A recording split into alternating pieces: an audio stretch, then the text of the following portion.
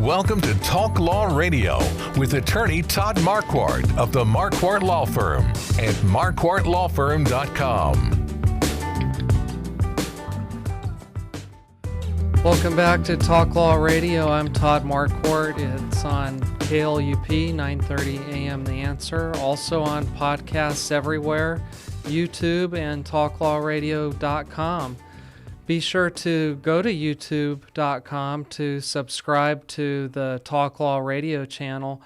And I've discovered that you can search within the Talk Law Radio channel for different law topics so that it's easy to find exactly what you're interested in there. And the YouTube videos are broken down into 12-minute segments, so it's a shorter time for you to digest each legal topic.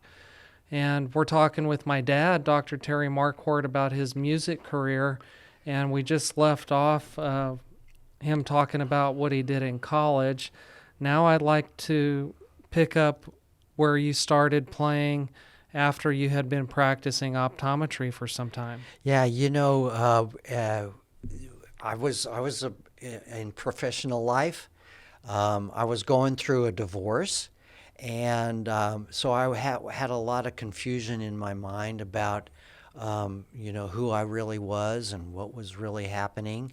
Also, so I took a business management. I had extra time because I wasn't a family man anymore. And so I took a business management course from a educational institution there in California. And one of the things that they were teaching was, is business management has a lot of principles that you can use in your personal life also.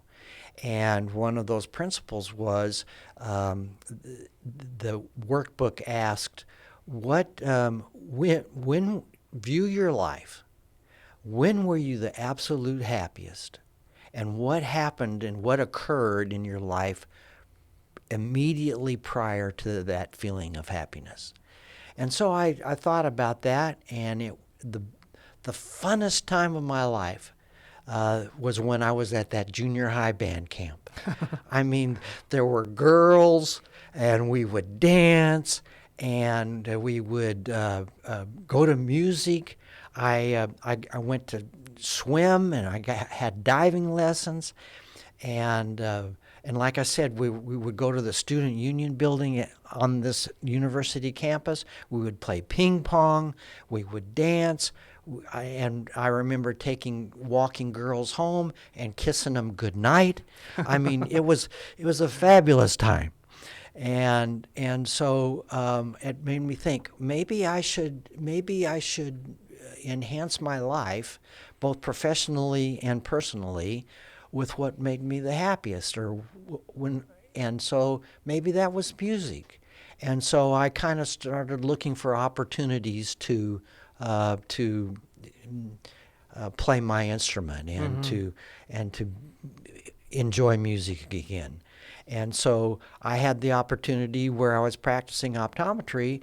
New Mexico State University had a jazz band at this branch campus that was in my hometown, and I started playing there. I played with that jazz band for 28 years. Oh, wow. And even though I have a doctorate in medicine and optometry and surgery,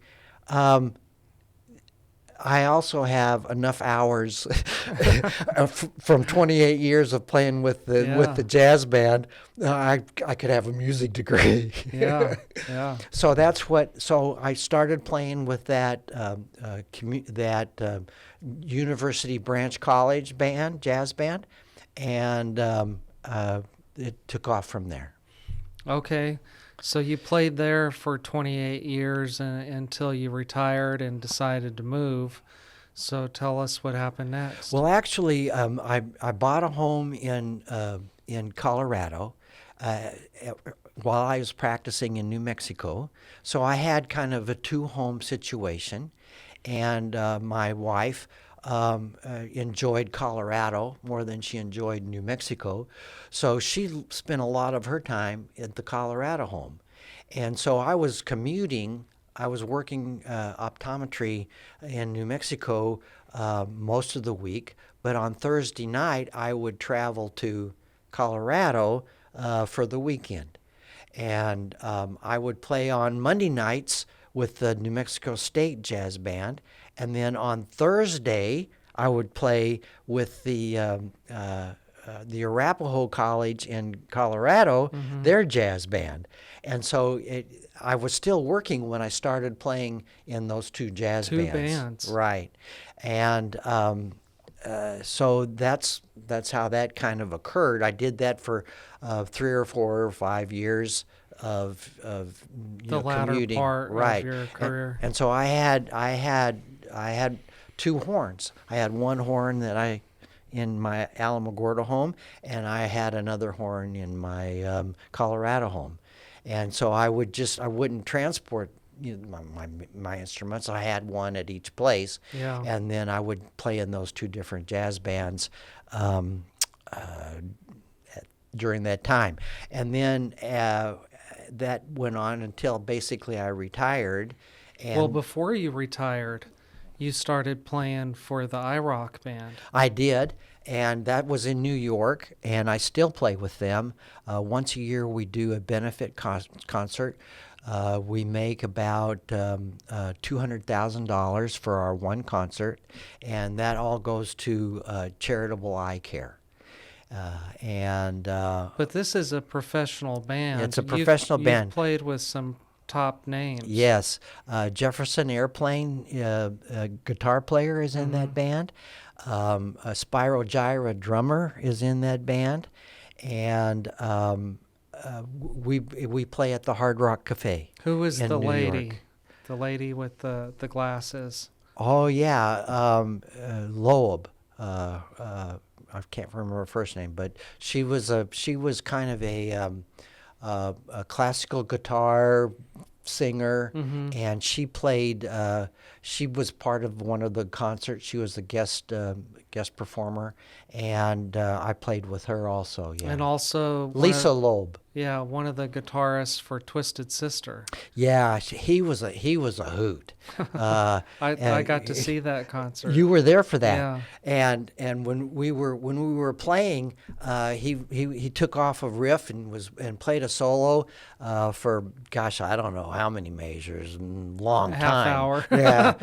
Those guitar players, they love to take those solos. And then he turned around and looked right at me, and he wanted me to take over after his solo, and I did.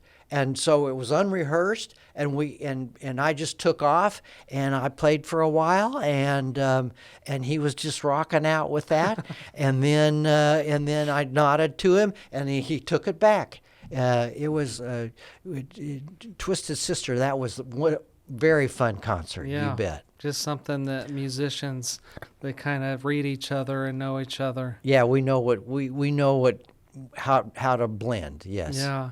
Tell us about when you got invited to a more professional big band in Colorado. Yeah, in Colorado, I was playing with the Arapahoe College Jazz Band, and one of the guys that was in that band, he mentioned to me that this professional group, the Colorado Jazz Orchestra, they needed a tenor sax player. And I said, well, who is it? How do I get in touch with him? He gave me the band manager, owner, contact information. I contacted him. He arranged for an audition. I went to the audition. I played with the band, and they said, okay. Next rehearsal is, whatever date it was, and I started playing with that band. I played tenor sax with that band for a little while, and they also had a sister or an affiliated band, and they asked me to play with that as a substitute, and I substituted like one time with them, and they had one of the saxophone players was working with a wood table saw, cut off one of his fingers. Oh, no. And so they needed a permanent replacement. And so I just kind of eased right on into that position. So that now I play with 2 jazz bands in Colorado. That's amazing. You Yeah. must stay very busy. It is very busy. Like I was telling you prior when we were at breakfast, if you take the 2 2-hour rehearsals, that's 4 hours of the week. Well, you also have to practice so you're prepared for those rehearsals. Right. There's performances in those rehearsals. Mm-hmm. There's 2 bands, and so it takes a lot of time. It interferes with my golf. We'll talk about that next year. I remember when we were kids growing up that sometimes you would talk about your dream to have a band called Todd Marquardt and the Purple Blues. Yeah. Where did that come from? Well, when I was in college, I was in the SAE fraternity, and we had a party going on at least 2 or 3 weekends of the month, and one of our favorite live bands that we had play at the fraternity house. There was the fraternity house where we lived, and then we also had a basement that was like a game room, and it was this just huge basement. It was as big as the house, and we would have live bands come in, and our favorite band was Doc Rand and the Purple Blues. Oh, okay. And so it was a rhythm and blues band, and they were all black. And it was just cool music. Doc Rand, he was in and out of jail, and when he was out of jail, that's what determined when we could book him, because he had to be out of jail so that he could play at our house. And I loved their music. I sat in with them on a couple tunes. Okay. And that's where the Todd Marquardt and the Purple Blues came from. You just thought, well, maybe if he's in jail, then I could be... I'll just take over.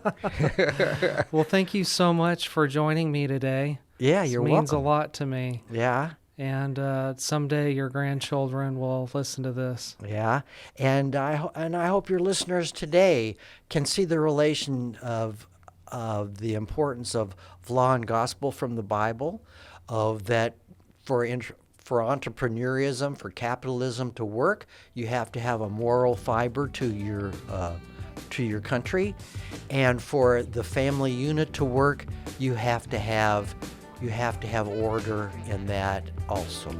Awesome. Amen. We'll talk to you later. I'm Todd Marquardt.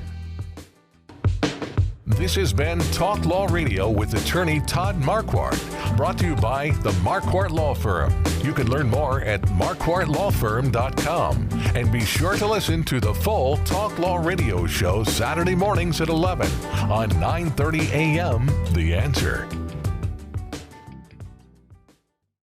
Each week, attorney Todd Marquardt talks about the law. His mission with the Talk Law Radio show and podcast is to help you discover your legal issue blind spots. In the beginning, God had one law. Don't eat from the fruit of that tree. Then came the 10 Commandments. Now we have federal, state, and municipal lawmakers that won't stop creating new laws. Laws that might impact you without you knowing it. Listen to the show and drop a line on Facebook or email host@talklawradio.com and let the host know what you think of the show, the topics you want to hear, and whether you want to be a guest.